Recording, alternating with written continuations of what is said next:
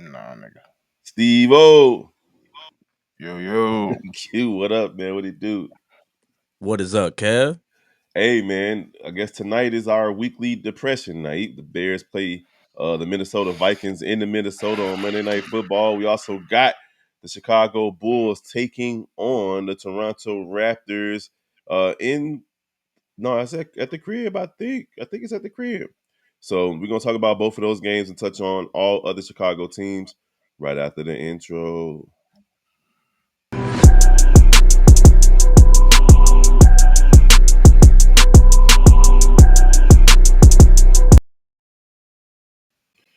Oh no, it's not at the crib. They are in Canada. They in Toronto where they just had the Drake lookalike contest. That was crazy. Drake multiverse. That was interesting. Good morning, fans. Welcome to another episode of Shot Time. Y'all already know what to do.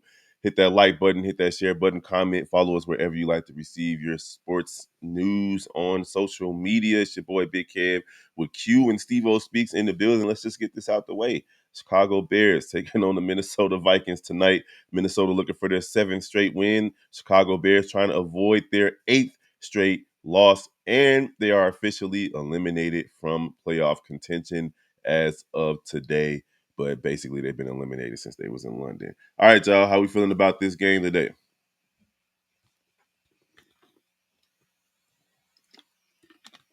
You're muted. I said I'm ready to get it over with. If you couldn't Hopefully, read my lips. You can't hear me now still? I can hear you, but No, I was Q just is saying, still yeah. muted. Yeah, I'm just ready to get over it. I don't really too much care no more. Like I said, um, we're injury riddled, we're hurt, there's no fight left, and there's just turmoil everywhere. So we're going to begin a heavy blitz team, which we almost could have beat last time, put us through some interesting ending once again this season, where we could have Hmm. won again. Then yeah, I don't think it's gonna be nothing like that today. I think it's gonna be a clean win for the Minnesota. I think they gonna whoop our ass. Like you see what happened to Detroit yesterday. They're super injury riddled. Nowhere near like us, but they're super injury riddled in the defense. Like they got like 8 motherfuckers out. And you see what happened when they're one of the best team, well coached teams in the league. So with a team that's not that well coached, not that good, the morale is at an all time low. We don't look like we a team that's fighting or playing for each other.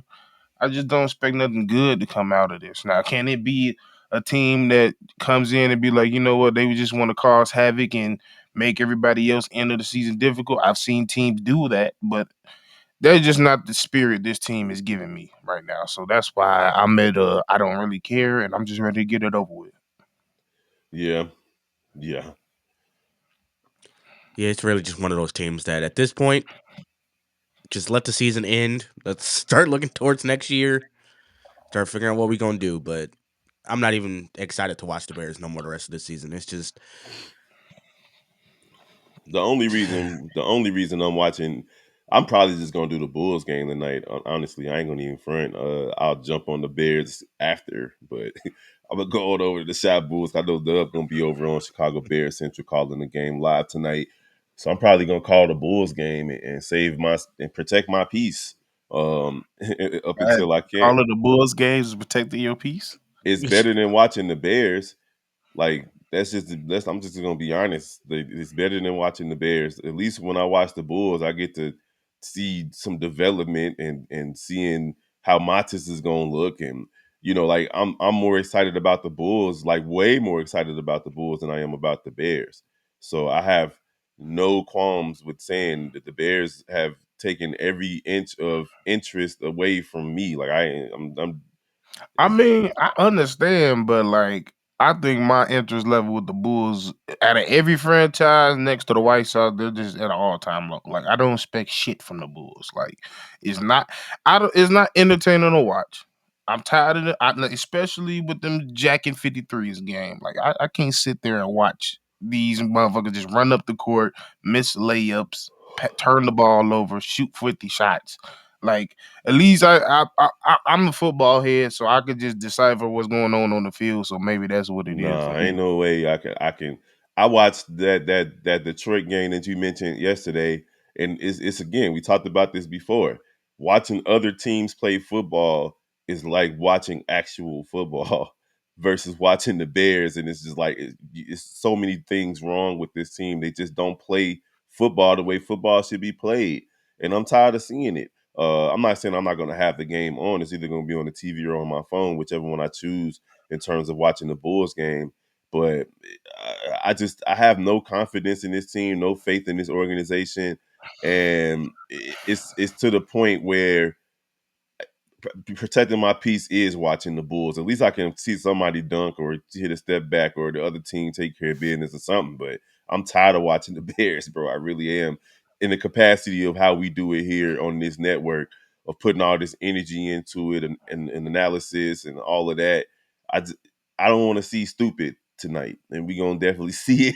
You're gonna see stupid regardless. No, I'm talking about That's with the the difference. Bears, I know specifically I'm with the saying Bears. that's my whole point of this whole segment is tonight is just pure hell because for me, I'm gonna see stupid regardless of what team I watch. Yep. Yeah, I'm okay with seeing stupid from the Bulls. I ain't. I'm done seeing stupid from the Bears. That's how I feel. Yeah. See, I think I'm okay seeing stupid from the Bulls because at least we score. At least I Hmm. know some okay things will happen. Hmm. Like, I don't see it that way because it's just like okay, the Bulls is like if we kept Matt Eberflus for 5 years. That's fucking Billy Donovan. I don't care. Like no matter if we score or not, he's gonna blunder the win. He yeah, gonna do but something. I get to watch at least. I think with the Bulls, I think what's happening with the Bulls for me is I'm checking to see how Modest plays. I'm checking to see how the young guys play. So if they do good things, I'm kind of happy. The Bears, I could go the whole game and we get 5 yards. Like just like you just get pissed Yeah, off every my play. interest level is still there for the development. Like as far as even Caleb Williams, like that's the only reason I will watch the Bears tonight is to see how Caleb Williams handles a team that he's gonna seed for the second time, how he handles the blitz, is he gonna take shots down the field, so on and so forth. Like that's my only level of interest for the Chicago Bears right now is what Caleb Williams is gonna do tonight, which is why I'll be paying attention to it in a cursory manner, but aside from that, I have way more interest in the Bulls because of the young people, because of Julian Phillips, because of Montes. Can Josh Giddey run this team? Are they going to give him a new contract? What's going to happen with Zach Levine? What's going to happen with Vooch? All those things are interesting to me, at least, as far as the Chicago Bulls are concerned. I haven't completely written them off yet. I came into the season expecting them to be better than that 28 and a half over or under that they gave them. And so far, they look like they will be. Going to Toronto, a bad Toronto team. I think they only got 7 wins so far for the season. But again, there's no easy game for the Chicago Bulls. It actually was pretty shocking to see them take care of business the way they did versus Charlotte the other night. No, no, it wasn't because there was nobody there to. There was only a young Didn't matter. Brandon on that team, Don't and matter. then The Bulls find ways to lose to teams with G leaguers all the time. That's why I was shocked. Like I couldn't believe it. I'm like, wow, they I mean, actually we took beat care of business. Washington. I mean, that's the thing. We beat super horrible non-developed teams and teams that's somewhat developed to develop. We lose to That's the like difference with the Bulls now. Like we just at this point we jack up so much threes. One game you might win. One game you might. It's no longer about the Russian Bulls. It's just roulette. about it's like can they be hot from three this game? That's every game now.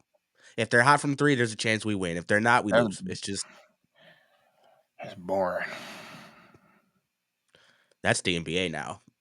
That's why it's boring. Just That's why because I would way rather sit here and watch fucking Western Kentucky women's basketball before I watch this shit. 'Cause this shit is getting irritating to watch.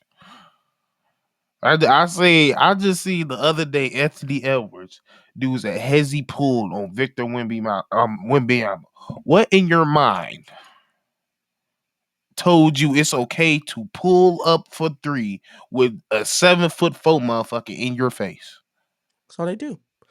I mean, look, didn't the Warriors and the Mavericks break the record for the most threes hit in a game? Like it's just It's at the I don't know. I didn't they watch it. did. They made the most threes in the game. They broke the record, and the Bulls broke the record against Charlotte for most for the missed most threes. misses.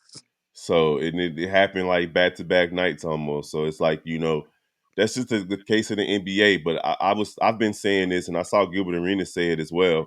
But there's no reason for you to shoot 53s in a game and only score 100, 105.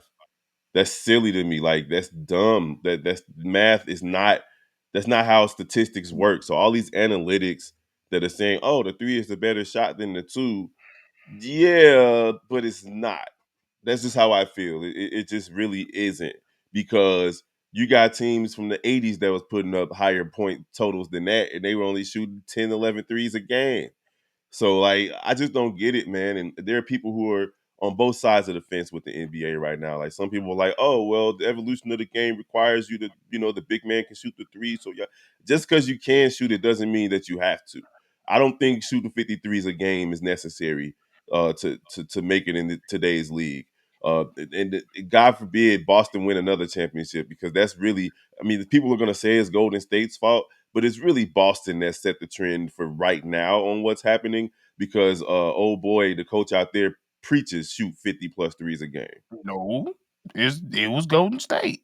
They weren't shooting 50 though, Steve-O. They wasn't shooting 50, but they made the 3-point shot more valuable than it ever was. That's why the trajectory came from the analytics that is more that you should shoot the three. That's what I'm saying. Like Yeah, but I get your point, they but had the best shoot. They had two of the best shooters in the history of the league, and man. that's where the misconception happens, because everybody thought that because they was shooting more at the time, it was a high amount of threes at the time for a team. They was shooting that, but like you said, they was great at it. The league misconstrued it that okay, and they looked at the numbers and said, if we try to mimic that, we can do the same thing as well. What they didn't realize is y'all don't have generational shooters. And now Yep. I will say this though, because I'm not wholly against it.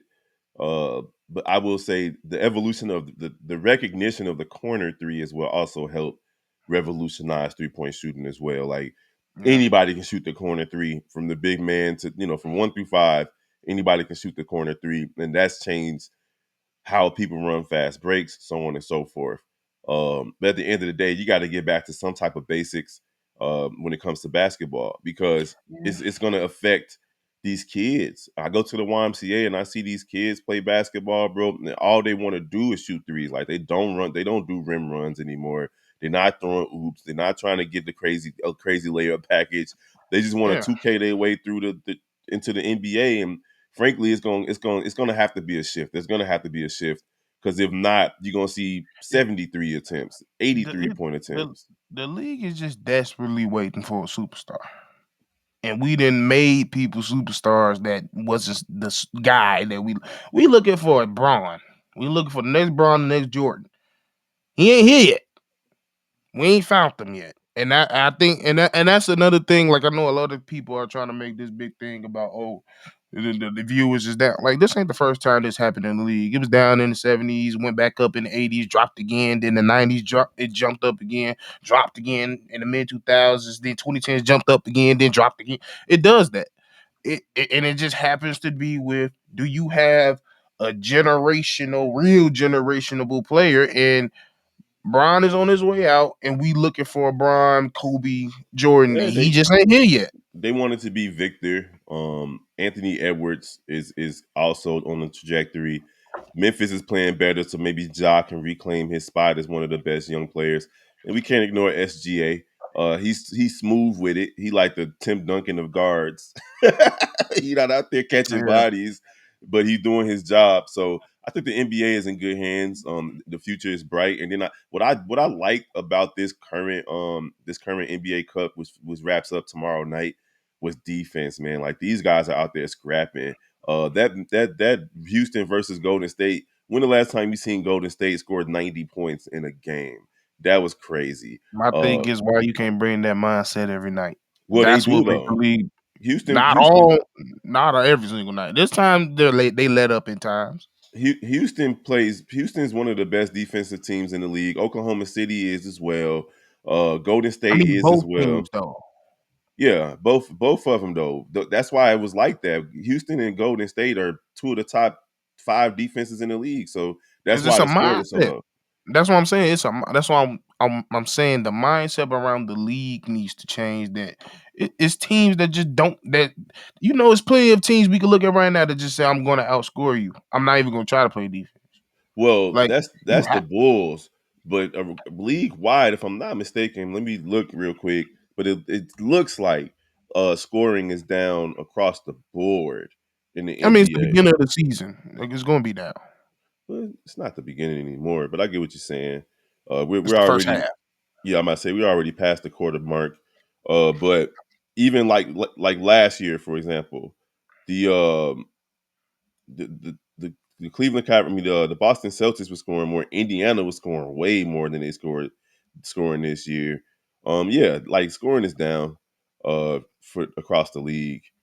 And I think part of it, Steve O, to wrap it all up is because of the 3-point attempts, because they're not making them. That's really it. Teams aren't making the threes that they're taking, and that's taking an effect on scores. If you attack the basket more, you would score more, in my opinion. Yep. But everybody That's want to step back. yeah. They want to make it difficult. And speaking of that, Zach hasn't really been doing that this year. Zach actually been attacking the basket. He's been making the game Well, easier for himself. But he still doesn't have any trade value for now. But Vucevic, the Chicago Bulls, recently mentioned that they want like a first round pick for what is Vucevic, what, 33, 34? 34. They want a first round pick for Vucevic because I guess they're just looking at the numbers in terms of like, okay, he's averaging 20 and 10. That's serviceable. He's shooting 50% from three. That's serviceable. He's shooting 60% from the field. If you want Vucevic, you're going to have to pay for him. How y'all feeling about the Bulls asking for a first pick for Vucevic, but they didn't get one for Alex Caruso? Um, I think it's different because for one, a lot of people I see a lot of people saying like I don't think it's crazy that we asked for a first round pick because of his age. Booch don't get hurt. Booch play. That's why his value is at an all time high. No matter how old he is, we've seen players that just give you quality numbers and don't get hurt and they play. That's Mm-hmm. quality. That's valuable. That's why it's funny to me that I had that whole argument on C Dub and on Chicago Bulls Chi-Town podcast because they was like, I was like, Vooch is clearly more valuable than Zach. I don't know why we having the discussion. Like Yeah. it's just clear and it's strictly on one. We've seen him be a one somewhere, and we've seen what he was able to do being a one with limited people around him. Now you see him go back to he's being more of a focal point, not being a three like he came here to be. Nobody's occupying his space no more. Now he's able to operate. Now they're feeding him the ball. And also, you got a guard and Giddy who knows how to give him the ball when he's down low in the pace early, so he can work. That's value. That's a Oh yeah. valuable player right there. Absolutely. And just honestly, we said it before, and people don't like to hear it, but Zach just his brand of basketball is not effective toward winning. It's not. It might be fun to watch to see him go on a heater and score, 30 points in the second half, and have a quarter where he goes 6 for 8 from the field, 4 for 5 from three, but it just doesn't translate to winning. It hasn't for his career. In fact, there's some stats out there that with the amount of games that he's played versus the amount of wins that he has, he's one of the worst max contract players ever in the history of the NBA, if not the worst. So it's just sad because I like Zach LaVine as a basketball player. Me too. I think that he would be I think he would be perfect in the Tobias, not Tobias, the what's Buddy on Denver that left Orlando and went to Denver? KCP.